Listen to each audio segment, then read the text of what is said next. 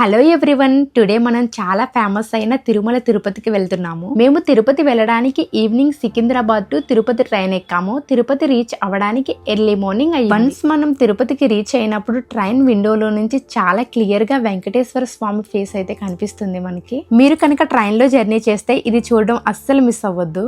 మేమైతే Tirupati railway station కి reach అయిపోయాము. రైల్వే స్టేషన్ నుంచి తిరుమల వెళ్ళడానికి మనకి ఇక్కడ జీప్స్ అండ్ బస్సెస్ అవైలబుల్ గా ఉంటాయి. వన్స్ మనం తిరుమల చేరుకోగానే 3 రకాల మార్గాలు ఉంటాయి. రోడ్డు మార్గం, శ్రీవారి మెట్టు, అలిపిరి. మేము అలిపిరి మెట్ల మీద వెళ్దామని మొక్కుకున్నాం కాబట్టి మేమైతే అలిపిరి మెట్ల మీద నుంచి వెళ్ళాము.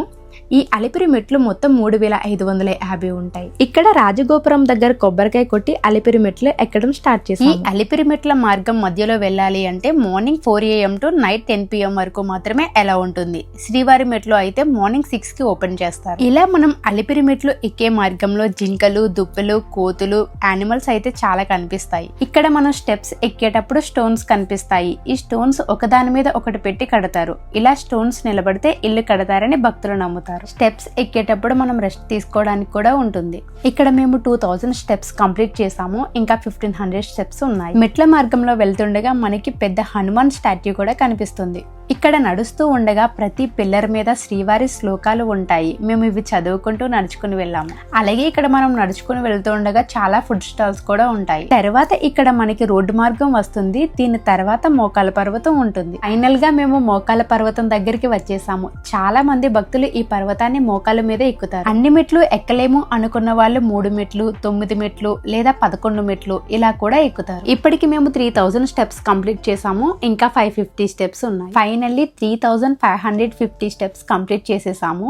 మాకు ఈ స్టెప్స్ ఎక్కడానికి 4 hours టైం పట్టింది. తిరుమల కొండ మీదకి వచ్చిన తర్వాత మేము డైరెక్ట్ గా పుష్కర్ ఘాట్ కి వెళ్ళిపోయాము. ఇక్కడ పుష్కర్ ఘాట్ పక్కనే వరాహస్వామి టెంపుల్ కూడా ఉంటుంది.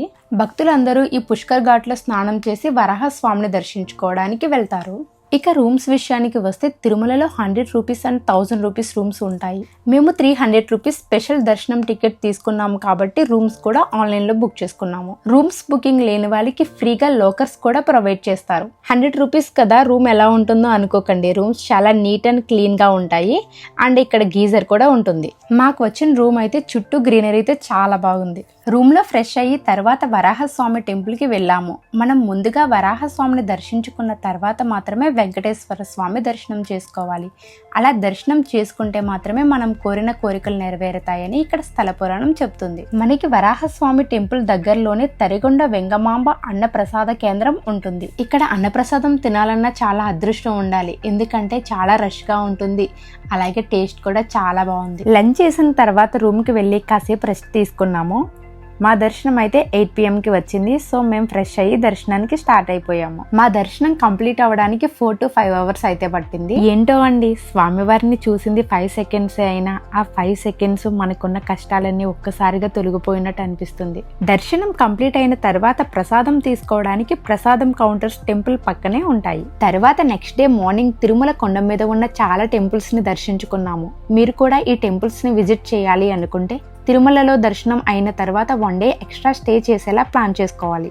ఈ టెంపుల్స్ అన్ని విజిట్ చేయడానికి బస్సెస్ అండ్ క్యాబ్స్ అవైలబుల్ గా ఉంటాయి. మేము ఇప్పుడు శ్రీవారి పాదాలను దర్శించుకోవడానికి వచ్చాము. ఇక్కడ వ్యూ అయితే పెద్ద పెద్ద చెట్లతో చూడడానికి చాలా బ్యూటిఫుల్ గా ఉంది. నెక్స్ట్ శిలాతోరణం దగ్గరికి వెళ్ళాము. ఈ శిలాతోరణం విశిష్టత ఏమిటంటే 2 రాళ్లు కలిసి ఒక తోరణంలా ఉంటుంది. తర్వాత చాలా ఫేమస్ అయిన శ్రీ జపాలి హనుమాన్ టెంపుల్ కి వెళ్ళాము. ఈ టెంపుల్ తిరుమల నుంచి 2 km డిస్టెన్స్ లో ఉంటుంది. ఈ టెంపుల్ టైమింగ్స్ వచ్చేసి morning 6 AM to evening 6 PM వరకు ఉంటుంది. ఇక్కడ చెట్టు కింద హనుమాన్ కి కాయిన్స్ స్టిక్ చేస్తారు.